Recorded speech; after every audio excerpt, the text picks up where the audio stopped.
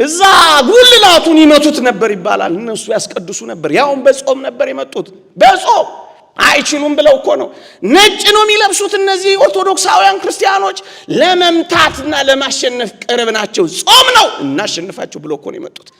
ባርከው እኮ ነው የመጡት እንጂ ጣሊያንና ኢትዮጵያ እንዴት ከባድ እንደነበር አታውቁም። ለኔማ እንደ ዳዊትና እንደ ጎልያድ ጦርነት እኮ ነው ማያቸው። እኩለ ሌሊት ሲያልፍ ማህሌቱ እየተሰማ ሕፃኑ አባቱን ይቀሰቅሰዋል። አባዬ አባዬ፣ አንተ ዝም ብለህ ተኛ አረፍ በል ይለዋል። ኧረ አባዬ ይለዋል። ቀና ሲል አይኑ በርቷል። ምን ሆነ ነው ይለዋል። የሆነ ክንፍ ያለው ነገር አይኔ ላይ ይዞራል። ለካ መልአኩ ፈውሶት አልፏል። ይሄን መዝገቡ ላይ ማየት ትችላላችሁ። ይሄው ሐምሌ ሥላሴ ሲሆነውን አላያችሁም? አይናገርም፣ አይሰማም ልጁ። እናት ሐምሌ 6 ትሄድና እባክህን ቢያንስ ያናግረኝ ልጄ ብላ አልቅሳ ትወጣለች። የገጠር አባቶቻችሁን ጠይቋቸው። ካህኑ ታቦቱን አክብሮ ሲወጣ በእኔ እርሻ አለፍ እንሻማ ነበር አለ። የካህኑ እግሮች ነበሩ ፈርትላይዘሩ፣ የካህኑ እግሮች ነበሩ ኢንሴክቲሳይዱ፣ ካህኑ ነበር የኤክስቴንሽን ባለሙያው። እሱ ሲናቅ ነው ነገር የፈጀው። ኢትዮጵያን ለማፍረስ የሚፈልጉ በሙሉ በመጀመሪያ ምሰሶ የሆነችውን የኦርቶዶክስን ቤተክርስቲያን ያፍርሱ። እሷን ሲያፈርሱ የሚፈልጓትን ኢትዮጵያ ያፈርሷታል ብሎ ነው የመከረው። ይሄው ተጽፎ ተቀምጧል። አያችሁ፣ ምሰሶ ናት፣ እናት ናት እቺ ቤተክርስቲያን። ሙዚየም እንከታታለን ያሉት ሙዚየም ገቡ። ቅርስ እናደርጋት ያለን ያሉት ቅርስና ታሪክ ሆኑ። እሷ ግን ይሄው እነ ቮልታሬ እግዚአብሔር ይረሳል ታሪክ ይሆናል እንዳሉት እነ ቮልታሬ ታሪክ ሆኑ፣ ተረሱ። እግዚአብሔር ይረሳል ብለው ነበር፣ እነሱ ተረሱ።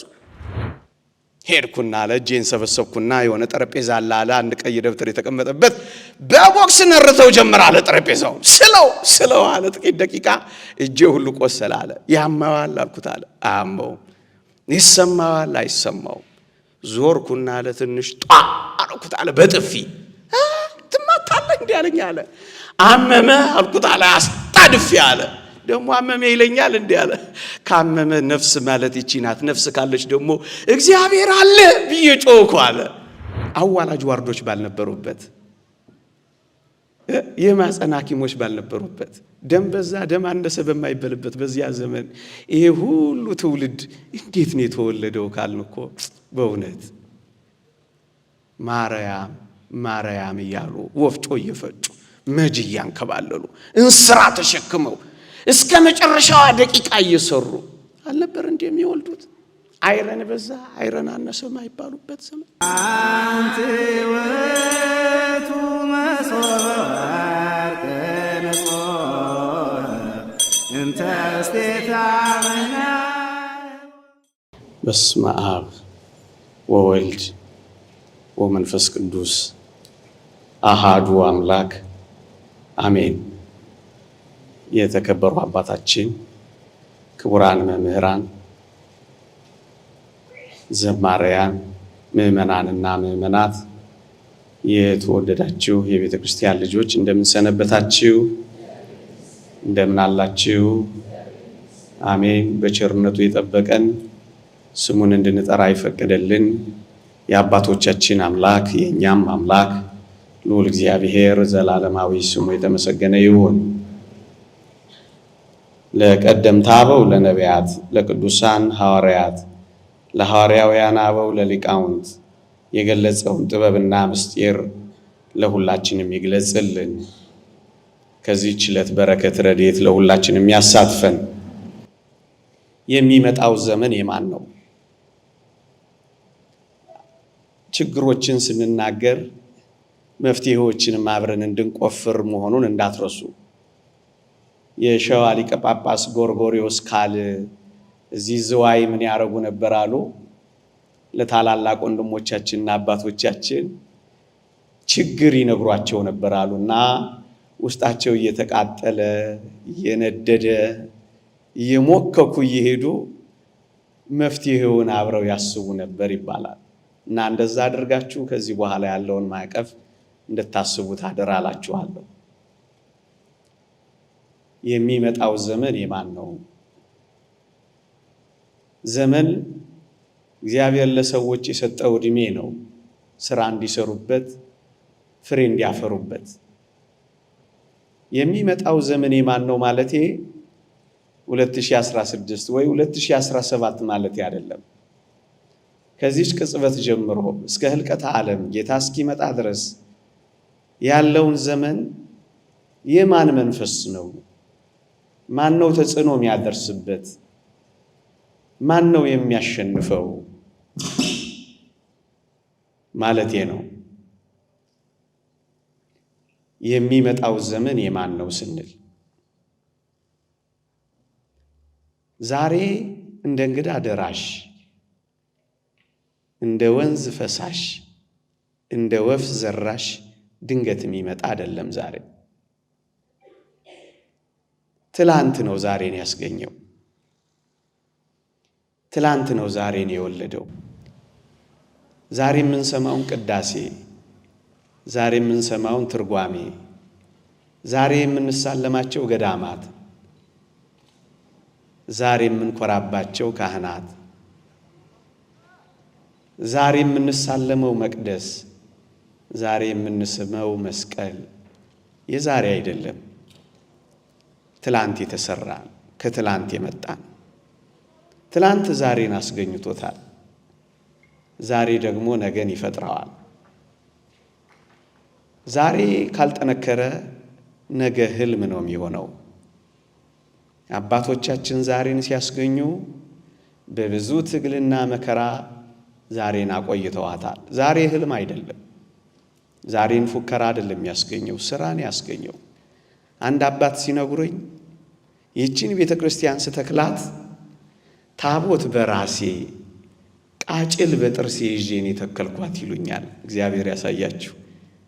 ቃጭል እንኳን የሚደውልላቸው ሳይኖር ቃጭላቸውን በጥርሳቸው ይዘው ታቦታቸውን በራሳቸው አክብረው ብቻቸውን ነው ዛሬን ያስገኟት። እንዲህ ያሉ አባቶች ገባንም አልገባንም ተረዳነውም አልተረዳነውም በዚህ ዘመን ያለን ኦርቶዶክሳውያን ወጣቶች ሶስት ኃላፊነቶች ያለ አቅማችን ትከሻችን ላይ ወርደዋል። አንደኛ ትላንትን መጠበቅ፣ ሁለተኛ ዛሬን ማጽናት፣ ሶስተኛ ነገን መስራት ይጠበቅብናል። ምክንያቱም የሚመጣው ዘመን ሽም ያለበት እያያችሁት እንዳለው ከመሬት ጀምሮ ሽም ያለበት፣ የከርሰ ምድር ሽም ያለበት፣ የውሃ ሽም ያለበት፣ የታሪክ ሽም ያለበት፣ ምን ሽም የሌለበት አለ? የሰው ሽም ያለበት፣ የተረት እንኳን ሽም ያለበት፣ የስነ ቃል እንኳን ሽም ያለበት። በእነዚህ ሽሚያዎች ውስጥ ሁሉ አሸንፎ የሚወጣው የሚመጣውን ዘመን የሚገዛው እሱ ነው። የሚያሸንፈው እሱ ነው። የሚመራው እሱ ነው። የእሱ መንፈስ ነው ተጽዕኖ ሊያሳድር የሚችለው። ዘመን የሚወሰነው በእኛ ነው። ሶስት ስራዎች አሉብን። ደግሞ አለው ትላንትን ማጽናት፣ ዛሬን መጠበቅ፣ ነገን መስራት ይጠበቅብናል። ነገ የሚሰራው በስብሰባ ብዛት፣ ነገ የሚሰራው በፉከራ፣ ነገ የሚሰራው በጩኸት አይደለም። በመጨከን በመወሰን ቀስ በቀስ ቀስ በቀስ ተስፋ ሳይቆርጠው በርትቶ በመትጋት ነው የሚሰራው። ኖሃ ሳማራ የሚባል ሰው ወጣቶች ታውቁ ይሆን? ወርልድ ስፔስ የምትባል አንድ ትንሽዬ ሬዲዮ ፈጥሯል። አዲስ አበባ ያለውን ቸርቸር ጎዳና አለ በልጅነታችን ሳይክልን ነዳ ነበር አለ እና እየነዳን እየተወዳደርን አለ ጓደኞቼ ሁሉ የቸርቸር ጎዳና ዳገት ደረቱን ገልብጦ ሲያዩት ትንሽ ይነዱና አሁን ይህን ሁሉ ዳገት ነው እኔ የምነዳው ሲሉ ልባቸው ይፈሳል አሉ። ቴዎድሮስ አደባባይ ጋር ይዞሩና ዳገቱን መውጣት ይፈሩና ወደ ታች ይነዳሉ አለ። እኔ ማየው አለ ፔዳሏን ነው አለ። እቺን ፔዳል መምታት ያቀተኛልና እሷን ስመታ ሳይክሌ በኃይል ተሽከር ደሞችን ሳላስበው ተራራውን አልፌው ዳገቱን ተሻግሬዋለሁ አለ። ፔዳሉን ብቻ የሚያይ ወጣት እቺን ዳገት ይወጣታል። እቺ የኢትዮጵያ ቤተ ክርስቲያን ትላንትን ትንሽ ላስጎብኛችሁ፣ አታቋትም ብዬ አይደለም እንዳነቃቃችሁ። ቅን የሆኑ ኢትዮጵያውያን ምሁራን ይህችን ቤተ ክርስቲያን የኢትዮጵያ እናት ናት እንደሚሏት ታውቃላችሁ? እውነተኞቹ። ምክንያቱም ኢትዮጵያን ወልዳታለች ብለው ያምናሉ። ጥቂት ነገሮች ይዘርዝራሉ። እኔም እሱን ላቀርብላችሁ። መጀመሪያ ፊደል ቀርጻ ሆያትን ቀምራ እሱን ጠብቃ በቤቷ የትምህርት ማዕከል ሰርታ ሐይቅ እስጢፋኖስን የመሰለ የኢትዮጵያ ዩኒቨርሲቲ ሳይኖራት ሐይቅ እስጢፋኖስ እና አባ ኢየሱስ ሞዓ ዩኒቨርሲቲ ነበራቸው። የኔታ እግር ስር ያልተማረ ማን ነው? ፊደል ያልቆጠረ ማን ነው? የትኛው ቅኔ አዋቂ የትኛው ሎሬት ነው ከዚች ቤተ ክርስቲያን ጥቂት የትምህርት ማዕከል ቀስሞ ያልወጣ? ለዚህ ሁሉም ምስክሮች ናቸው። እናም በጥንቱ ዘመን የትምህርት ሚኒስቴር ነበረች የሚሉት እኮ ለዚህ ነው። የእውቀት ብርሃን የፈነጠቀች የጨለማ ድንቁርናን ያራቀች ይቺ ቤተ ክርስቲያን አልነበረች? ምን ትምህርት ሚኒስቴር ብቻ! ኢትዮጵያ ፍትሐ ብሔርና ወንጀለኛ መቅጫ ሕግ ሳይኖራት ፍትሐ ነገሥት የሚባለዋን መጽሐፍ ሰጥታ ፍትህ ታጸና የነበረች ይቺ ቤተ ክርስቲያን ነበረች። የብዙ ችሎቶች አውድ የቤተ ክርስቲያን መድረኮች ነበሩ። አንድ ችሎት ብቻ ላስታውሳችሁ። አንዲት ሴት ጸንሳ ነበረ። ቤቷ ተቀምጣለች። ጎረቤቷ ያለ አንድ ሰው ሩቅ መንገድ መሄድ ነበረበት እና ጠቀም ያለ ማር ትሬዛ የሚባል ብር ነበረው ሰውየው። እና ምን አደረገላችሁ? ብሩን ሞላውና እላዩ ላይ ማር አደረገበትና ማር ነው ጠብቁልኝ ይላቸዋል። እሱ ጉዞውን ይቀጥላል። በዛው ምሽት እቺ ነፍሰ ጡር የነበረች ሴት ማር አማረኝ አለችላችሁ። ማር ሲባል ሰምታ ነው ያማራት መሰለኝ። ኧረ ተይ የሰው ምን ችግር አለው? ትንሽ ብቻ ነው እኮ የምታቀምሰኝ ትለዋለች ባሏን። እና ትንሽ ስትሰብከው ሳይሸነፍ አይቀርም። ከፈት አድርገው ትንሽ ሲያነሱለት ለካ ማር አይደለም፣ ምንድን ነው? ብር ነው። እና ትንሽ ተሳሳተ መሰለኝ ሰውየው። ብሩን ይገለበጥና ማር ይሞላበታል። ከጥቂት ጊዜ በኋላ የገንዘቡ ባለቤት ሲመጣ ማሬን ሲላቸው የምር ማር ሰጡት። እቤት ገብቶ ገለጥ ሲያደርግ ማር ነው። እስከ ስር ሲገባ ማር ነው። ሲገለብጠው ማር ነው። ይደነግጥና ኧረ እኔ የሰጠኋችሁ እኮ ብር ነው ይላቸዋል። ማር ነው፣ ብር ነው፣ ማር ነው፣ ብር ነው። በዚህ ይጨቃጨቁና አንድ ችሎት ይሄዳሉ። ታላቅ እግዚአብሔርን የሚፈሩ ሰው ችሎት ነው። የክርስቲያናዊ ሰው ችሎት ነው። እና ብዙ ቦታ ሄደዋል። እኚህ ሰው ጋር ሲመጡ ምንድን ነው ይሰሙና በቃ እንግዲያው እኔ መፍትሄ እሰጣቸዋለሁ ይሉና ትልቅ የሬሳ ሳጥን ያዘጋጁና ይሄንን ሳጥን ተሸክሞ የመጣ ሰው ሀብቱና ንብረቱ የሱ ነው ይላሉ። እነሱ ቀለል አድርገው ነበር ያሰሙት። መድረክ ላይ እንደዚህ ያቆሙት። ከዛ የመጀመሪያው ባለቤቱ ባለ ንብረቱ ገባ። ሲያየው ደነገጠ። ለካ ትልቅ ነው። ላንቀሳቀስ ሲለው እንዴት ይንቀሳቀስ፣ ልጎትት ሲለው እንዴት ይጎተት። በጣም ይከብደውና ይጨንቀውና መድኃኔዓለም ወይ መቼም ጥንትም ሸክሜን ያቀለልከው አንተ ነህ። ኧረ ተው ይህንንም ሸክሜን አቀልልኝ እባክህ። ወጥቼ ወርጄ ለፍቼ ያፈራሁትን ሀብት ማንም ይብላው እያለ ያዝንና እንደገና ቢጎትተው አልጎተትም ይለዋል። እያለቀሰ ይወጣል። እሱ እያለቀሰ ሲወጣ ያ የወሰደው ሰው ደግሞ በቃ ገባ። እሱ ካቃተው እኔ ደግሞ በቃ ወሰርኩት ብሎ ተቁነጥንጧል። እና እንደገባ ሳጥኑን ሲያየው ትልቅ ነው። ማማተብ ጀመረ። እሱ እንደዚህ አይደል የሚደረገው? በስማ ብሎ ጀመረ። እሱም ቢጎተተው እምቢ አለው፣ ምን ቢለው እምቢ አለው። መቼም ሙሉ ጸሎት የሚያደርግ መድኃኔዓለም ነው። እሱም ጸሎት ጀመረ። ምን አለ? መድኃኔዓለም ወይ መቼም አንተ ነህ ሸክማችንን ያቀለልከው። አሁንም ይሄን ሸክሜን ምን አለ ብታቀልልኝ? አሁን ለአንተ ሚሳኔ የለ። መስበክ ጀመረ ጭራሽ። ከዛ ምን አለ? ይሄ ብር ሳልፈልገው ነው ቤቴ የገባው። ምን ላድርግ? ገብቷል፣ እንዴ አይውጣ፣ ነክተነዋል፣ አይጥፋ። እንደው ታውቅ የለ እባክህ አይውጣ። እርግጥ ነው የሰውየው ነው። አወር እንደገና ለምኖ ልጎትት ቢለው የት ይጎትታል? እሱም እያለቀሰ ደረት እየደቃ ወጣ። ከዛ ሰውየው 4 ወጠምሻ የሆኑ ሰዎች ልከው እየተንገዳገዱ አመጡት። በሉ ክፈቱት አሉ። ሲከፍቱት በጣም ወፍራም ትልቅ ሰው ከሳጥን ውስጥ ወጣ። ለካ ጸሎታቸውን የሰማው መድኃኒዓለም ሳይሆን ይሄ ሰውዬ ነው። አቤት ችሎት! ገንዘቡ የሱ ነው አለላቸው። ይሄ ችሎት የፈለቀችው እንዲህ እግዚአብሔርን ከሚፈሩ ሰዎች ከቤተ ክርስቲያን ከተማሩ ሰዎች ነው። ፍትር ታጸና የነበረች እቺ ቤተ ክርስቲያን ነበረች። የሰዎችን እንባ ታብስ የነበረች እቺ ቤተ ክርስቲያን ነበረች። እና ለኔ ፍትህ ሚኒስቴርም ነበረች። ምን ትምህርት ሚኒስቴር ብቻ። እናንተ እውነት እንነጋገር ከተባለ አዋላጅ ዋርዶች ባልነበሩበት፣ የማህፀን ሐኪሞች ባልነበሩበት፣ ደም በዛ ደም አነሰ በማይበልበት በዚያ ዘመን ይሄ ሁሉ ትውልድ እንዴት ነው የተወለደው ካልን እኮ በእውነት ማርያም ማርያም እያሉ ወፍጮ እየፈጩ መጅ እያንከባለሉ እንስራ ተሸክመው እስከ መጨረሻዋ ደቂቃ እየሰሩ አልነበር እንደሚወልዱት? አይረን በዛ አይረን አነሰ ማይባሉበት ዘመን የጤና ሚኒስቴርም እኮ ነበረች እቺ ቤተ ክርስቲያን። አንዳንድ ከተሞች ወረርሽኝ ሲይዛቸው እኮ ልብሰ ተክህኖ ለብሰው አንድ ሰው የነገረኝ ታሪክ አለ። በጽሁፍ አላገኘሁትም። መተሐራ በወረርሽኝ ብትያዝ ጊዜ በትረሐራ የሚባል በትር ነበር አሉ ጌታ የተደበደበበት። ዞር ዞር ቢያደርጉባት ብትፈወስ ጊዜ በበትረሐራ መተሐራ አሏት ይላል። ሐረርንም እንደዚሁ አንድ ታሪክ ሰምቻለሁ። መድኃኒቷ ነበረች እኮ እቺ ቤተ ክርስቲያን። አሁኗስ መድኃኒት አይደለች። ዓለም ሲጨርስ እኮ የጀመረችው እቺ ቤተ ክርስቲያን ናት። ሂዱ በየህሙማን ቤቱ ታሪክ የሚያስንቁ ዛሬም ድረስ የምትፈውስ ይህች ቤተ ክርስቲያን ምንኛ ድንቅ ናት።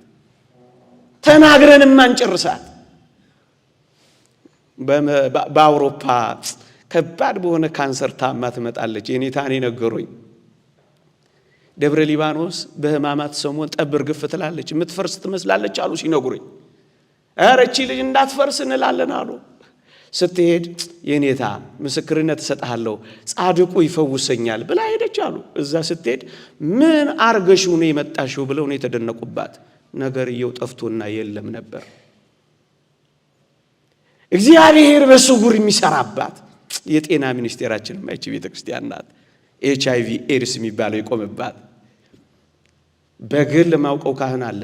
የዚህ የኮሮና የኮቪድ ሰሞን ጸበልና እምነት ወደዚህ ወደ መካከለኛው ምስራቅ እየላከላቸው ለንሳ ልጆቹ ይድኑ ነበርና ምን አይነት ነገር ነው የምትጠቀሙት ይሏቸው ይጨነቁ ነበር። ኤክስፖርት እያደረገ ነበር። ምን ነው አሁን ይሄ ተረት አይመስላቸውም መቼም ማለት አንዳንዶቹ ተረት እንደሚመስላቸው ዶክ ይገርማል በጣም። በእነሱ ልክ ካልወረደ እኮ ነው ተረት የሚመስላቸው ወገኖቻችን።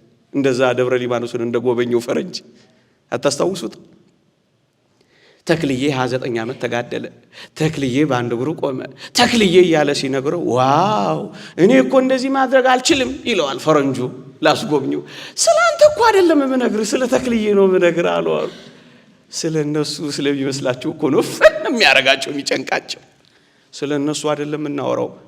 ጎርጎሪዮስ እንዳለው እኮ ነው ስለ እህቴ ማክሪና ስላደረገቻቸው ተጋርሎ ስለሰራቸው ስራ በተረከላቸው ተረት ስለሚመስላቸው የእህቴን ታሪክ አልነግራቸውም እኮ ብሏል። እስከ መቼ ተረት ይመስላቸዋል እናንተ? ይሞክሩት። ግቢ ገብርኤል ይሂዱና መዝገቡን አገላብጠው ይዩት። በአንድ ሌሊት አይነ ስውር የነበረ ሕፃን አባት እናት በዓለ ንግስ ሊያከብሩ መጥተው አልሰማችሁም? የሆነው አይነ ስውር ነው ሕፃኑ። እኩለ ሌሊት ሲያልፍ ማህሌቱ እየተሰማ ሕፃኑ አባቱን ይቀሰቅሰዋል። አባዬ አባዬ፣ አንተ ዝም ብለህ ተኛ አረፍ በል ይለዋል። ኧረ አባዬ ይለዋል። ቀና ሲል አይኑ በርቷል። ምን ሆነ ነው ይለዋል። የሆነ ክንፍ ያለው ነገር አይኔ ላይ ይዞራል። ለካ መልአኩ ፈውሶት አልፏል። ይሄን መዝገቡ ላይ ማየት ትችላላችሁ። ይሄው ሐምሌ ሥላሴ ሲሆነውን አላያችሁም? አይናገርም፣ አይሰማም። ልጁ እናት ሐምሌ 6 ትሄድና እባክህን ቢያንስ ያናግረኝ ልጄ ብላ አልቅሳ ትወጣለች። ሐምሌ 6 ለሐምሌ 7 ለስላሴ አጥቢያ እማዬ ሲላት ትሰማለች። ተንደ ልጅ አበደ እንዴ ብላ ሲሄዳለች ያያል ይሰማል። ምንድነው የምታየው? ነጭ ልብስ ለብስሻል ይዤው አለች። መኪና ከትቼ እየበረርኩ ሲሄድ እነዚህ ሶስቱ ናቸው ለሊት ተገልጠው ይፈወሱኝ አላት። ኑሩባት፣ ይቺ መድኃኒታችሁ እኮ ናት። ገና አላየናትም፣ ገና አላወቅናትም፣ ገና አጥንተን እኮ አልጨረስናትም። እናንተ ሊቁ አቡነ እንድርያስ እንዳሉት እኔ ስቀርባት እሷ ስትርቀኝ፣ እኔ ሳጠናት እሷ እየተሰወረችብኝ ይሄው አረጀሁኝ አሉ። እንግዲህ በላይ መጻሕፍት ናቸው። ሊቁን መነኮሳቱን ብሉዩን ሐዲሱን በልተው ጠጥተው እኔ ሳጠናት እሷ ረቀቀችብኝ፣ እኔ ስቀርባት እሷ ረቀቀችብኝ። ኖረን ማናውቃት ተጠግተን የምትርቀን እየተናገርንላት የምትርበን ምን አይነት ጽሑፍ ቤተክርስቲያን ናት! ቃላት እንኳን የጤና ሚኒስቴር ደሞ የግብርና ኤክስቴንሽን ባለሙያዎች ሳይኖሩ ምን ያደርጉ እንደነበር አልሰማችሁም? የገጠር አባቶቻችሁን ጠይቋቸው። ካህኑ ታቦቱን አክብሮ ሲወጣ በእኔ እርሻ አለፍ እንሻማ ነበር አለ። የካህኑ እግሮች ነበሩ ፈርትላይዘሩ፣ የካህኑ እግሮች ነበሩ ኢንሴክቲሳይዱ፣ ካህኑ ነበር የኤክስቴንሽን ባለሙያው። እሱ ሲናቅ ነው ነገር የፈጀው። ይሄ ተረት አይደለም፣ ማረጋገጥ ትችላላችሁ። ደግሞ የመከላከያ ሚኒስቴርስ እንዴ ባድዋ ጦርነት ታቦተ ማርያምንና ግንባሮ ማርያምንና አራዳ ጊዮርጊስን ይዛ ሄዳ የዘመተች እቺ ቤተክርስቲያን ምን አደረገች እንዲህ የምትቀጠቀጠው? እናንተ ልጆቿን ልካ ስላዋጋች፣ መስቀል ይዛ ስለዘመተች፣ ታቦት አክብራ ድንኳን ተክላ ለዚህች ሀገር ነፃነት ዋጋ ስለከፈለች ምንድነው የምትጠላው?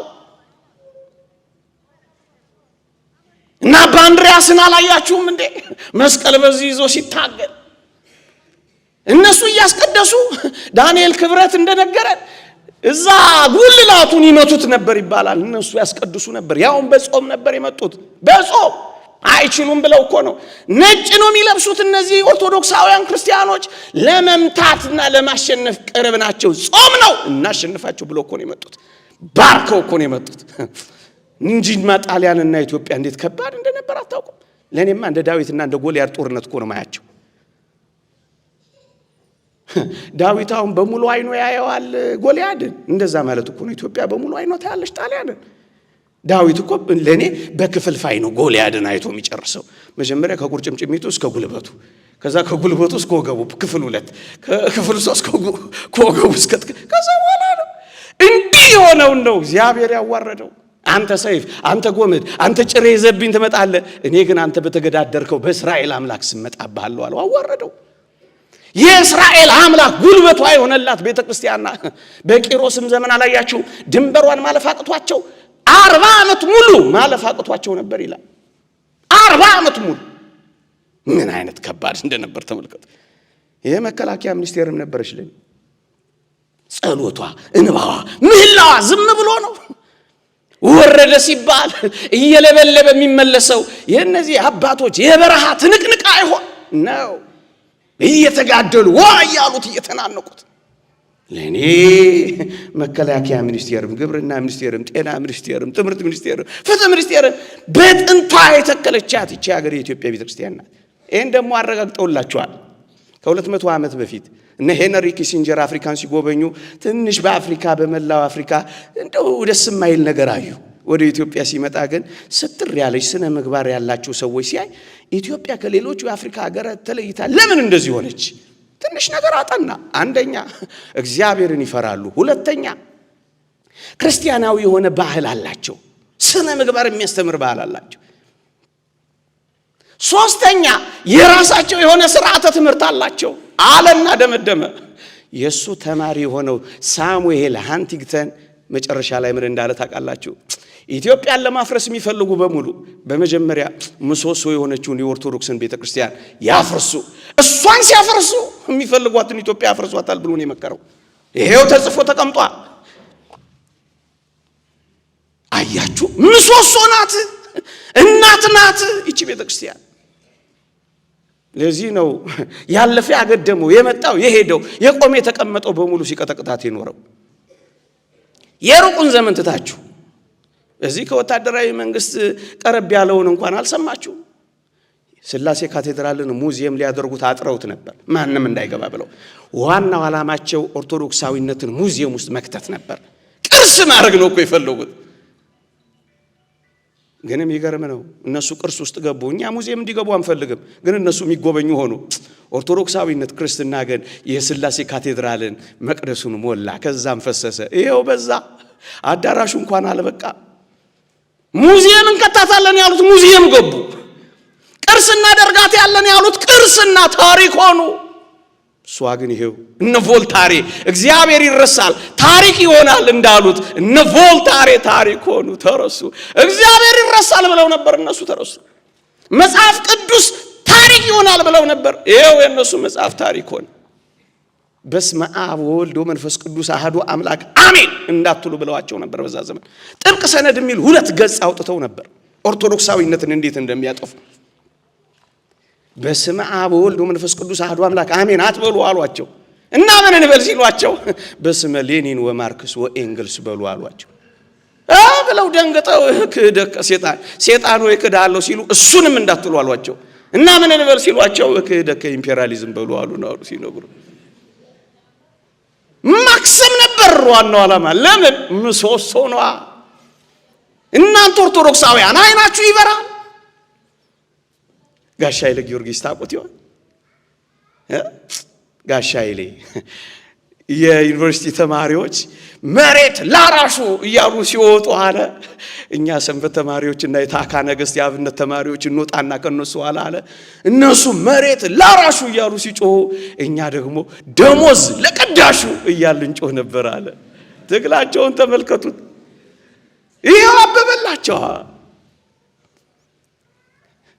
ስሙን አልጠቅስላችሁ፣ ስለ አንድ ሰው ልንገራችሁ። ያኔ በነበረው የዚህ የካድሬ ቅጥቀጣ እግዚአብሔር የለም ነፍስም የለችም።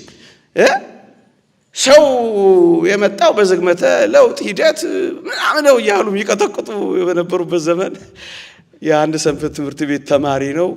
እኛ መስሪያ ቤት መጣና ለካድሬው አለ ለ3 ሰዓት ያክል ቀጠቀጠን አለ። ዝም መጨረሻ ላይ ጥያቄ አላችሁ ተባለ አለ። መጀመሪያ ዝም ተባለ። ጥያቄ አላችሁ ዝም ተባለ አለ። 3ኛ ሲል ግን አላስቻለኝም አለ። ስላሴ ልክድ ነው እንዴ አልኩና አለ እጄን አወጣው አለ። እሺ ጠይቀኛል አለ። ጋሽ እሱ ጋር መጥቼ ልጠይቅ ጠይቀኛል አለ። ሄድኩና አለ እጄን ሰበሰብኩና የሆነ ጠረጴዛ አለ አንድ ቀይ ደብተር የተቀመጠበት በቦክስ ነርተው ጀመር አለ። ጠረጴዛው ስለው አለ ጥቂት ደቂቃ እጄ ሁሉ ቆሰለ አለ። ያማዋል አልኩት አለ። አማው ይሰማዋል አይሰማው። ዞርኩና አለ ትንሽ ጧ አልኩት አለ በጥፊ። ትማታለህ እንዴ አለኝ አለ። አመመ አልኩት አለ። አስጣድፊ አለ። ደግሞ አመመ ይለኛል እንዴ አለ። ካመመ ነፍስ ማለት ይቺ ናት። ነፍስ ካለች ደግሞ እግዚአብሔር አለ ብዬ ጮኩ አለ።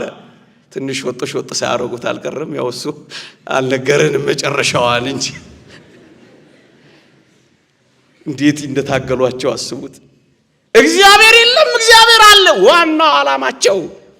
ኦርቶዶክሳውያን ፖለቲካዊ ስም ይቀባ የሆነ ነገር ያድርጉት፣ ዋናው ዓላማው ሃይማኖትን ማስወገድ ነው። ይሄን ወቁት።